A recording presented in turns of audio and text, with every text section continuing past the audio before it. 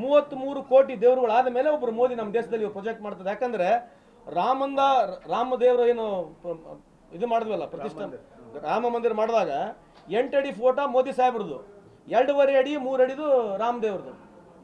ಆ ರಾಮದೇವ್ರಿಗೆ ಬೊಳ್ಳು ಹಿಡ್ಕೊಂಡು ಮೋದಿ ಸಾಹೇಬ್ರು ಕರ್ಕೊಂಡು ಹೊಂಟಾರೆ. ರಾಮದೇವರಿಗೆ ಕೈಯಾಗಿ ಹಿಡ್ಕೊಂಡು ಬೊಳ್ಳು ಕಿರಣ್ ಬೊಳ್ಳಾಗ ರಾಮ ಇವರು ಬೊಳ್ಳು ಹಿಡ್ಕೊಂಡ ಯಾರಿಗೆ? ಮೋದಿ ಸಾಹೇಬ್ರಿಗೆ. ಮೋದಿ ಸಾಹೇಬ್ರು ಗುಡಿಯಾಗ ಕರ್ಕೊಂಡು ಹೊಂಟಾರೆ. ಇವ್ರು ಏನು ಮಾಡಿದ್ರೆ ನಡೀತದೆ ಅಂದ್ರೆ ರಾಮನ ದೇವ್ರಿಗಿನ ದೊಡ್ಡ ದೇವ್ರಿಗೆ ಯಾರು? ಮೋದಿ. ಇವ್ರು ನಡೀತದೆ ಪಿಕ್ಚರ್. ಯಾರು ಕಿಮಿಕ್ ಅನ್ನಂಗಿಲ್ಲ ಪಿಮಿಕ್ ಅನ್ನಂಗಿಲ್ಲ. ಮೋದಿ ಅವ್ರು ಮೊನ್ನೆ ಹೇಳ್ಬಿಟ್ರು ಈ ರಾಮಾಯಣ ಮಹಾಭಾರತ ಮೈಥಾಲಜಿಕಲ್ ಸ್ಟೋರಿ ಅಂತ ಹೇಳಿದ್ದಾರೆ. ಇದ್ರ ಬಗ್ಗೆ ಯಾರು ಮಾತಾಡೋದಲ್ಲ ಈಗ? ರಾಮಾಯಣ ಮಹಾಭಾರತ ಈ ದೇಶದ ಮೈಥಾಲಜಿಕಲ್ ಸ್ಟೋರಿ ಅಂತ ಹೇಳಿದ್ದಾರೆ. ಇದನ್ನೆಲ್ಲ ಗೇಮ್ಸ್ ಮಾಡಿಬಿಡ್ಬೋದು.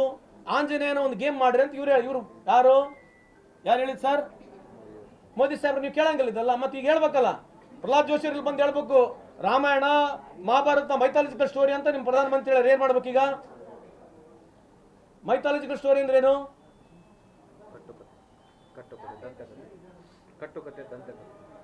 ಮತ್ತೆ ಕಟ್ಟುಕತೆ ದಂತಕತೆ. ಮತ್ತೆ ಇವರೇ ದಿನ ಬೆಳಿಗ್ಗೆ ಮತ್ತೆ ಇವ್ರು ಹೇಳ್ತಾರೆ ರಾಮಾಯಣ ಮಹಾಭಾರತ ವಾಸ್ತುತ್ವಾಗ ಐತಂತ ಇವ್ರು ಹೇಳ್ತಾರೆ. ಮತ್ತೆ ಇವರೇ ಹೇಳ್ತಾರೆ ಇವತ್ತು ಪ್ರಧಾನಮಂತ್ರಿನೇ ಡಿಕ್ಲೇರ್ ಮಾಡ್ಬಿಟ್ರೆ ಮೈಥಾಲಜಿಕಲ್ ಸ್ಟೋರಿ ಅಂತ ಹೇಳ್ಬಿಟ್ಟಿದ್ದಾರೆ. ಏನ್ ಮಾಡ್ಬೇಕು ಈಗ ಇದಕ್ಕೆ? ಹೆಂಗ್ ಮಾಡೋದು ಮತ್ತೀಗ? ಎಲ್ಲ ರಾಮನ್ ಭಕ್ತರು, ನಾವು ಹಿಂದುತ್ವಗಳು, ನಾವೆಲ್ಲ ಹಿಂದೂಗಳು ಏನ್ ಮಾಡ್ಬೇಕೀಗ? ಉರ್ಲಕಂಡ್ ಸಾಯ್ಬೇಕಾ? ಇವ್ರು ಏನ್ ಹೇಳಿದ್ರೆ ನಡೀತದೆ? ನೀವು ಯಾರು ಇವ್ರಿಗೆ ಪ್ರಶ್ನೆ ಕೇಳೋದಲ್ಲ.